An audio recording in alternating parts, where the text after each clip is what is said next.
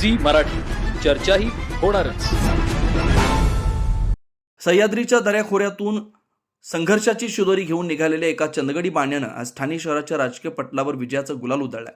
चंदगड तालुक्यातील मलतवाडीचे सुपुत्र आणि जनसामान्यांचे कैवारी कृष्णा दादू पाटील यांची ठाणे महानगरपालिकेच्या उपमहापौरपदी निवड झाली.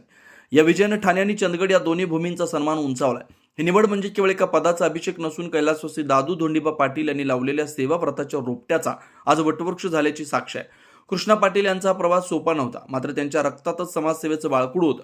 ठाण्यातील गोकुळनगर असो वा परिसरातील झोपडपट्टी, सामान्य माणसाच्या अडीअडचणीला धावून जाणारा हक्काचा माणूस म्हणून कृष्णा पाटील यांनी स्वतःची ओळख निर्माण केली.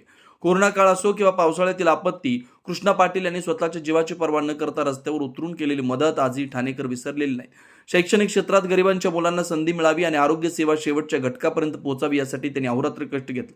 त्यांच्या याच निस्पृह सामाजिक कार्यामुळे आज ठाणे महानगरपालिकेत त्यांना हे मानाचं पद बहाल करण्यात आलं. हा विजय म्हणजे एका पिढीनं दुसऱ्या पिढीकडे सोपवलेला निष्ठेचा वारसा आहे. धर्मवीर आनंद दिघे साहेबांच्या तालमीत तयार झालेला कैलासवासी दादू पाटील यांचा दबदबा, त्यांनी कमवलेली लोकांची माया आज कृष्णा पाटील यांच्या पाठीशी भक्कमपणे उभी राहिली आहे.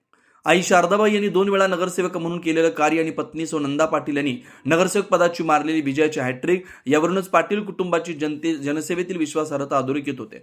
भाजपचे कट्टर आणि विश्वासू नेतृत्व म्हणून ओळखल्या जाणाऱ्या कृष्णा पाटील यांच्या निवडीनं ठाण्यातील मराठी माणसाचा आणि विशेषतः चंदगड तालुक्यातील जनतेचा आवाज आता अधिक बुलंद झाला. मलतवाडीच्या मातीनं दिलेला हा हिरा आज ठाणे शहराच्या शिरपेचात वाणाचा तुरा ठरला.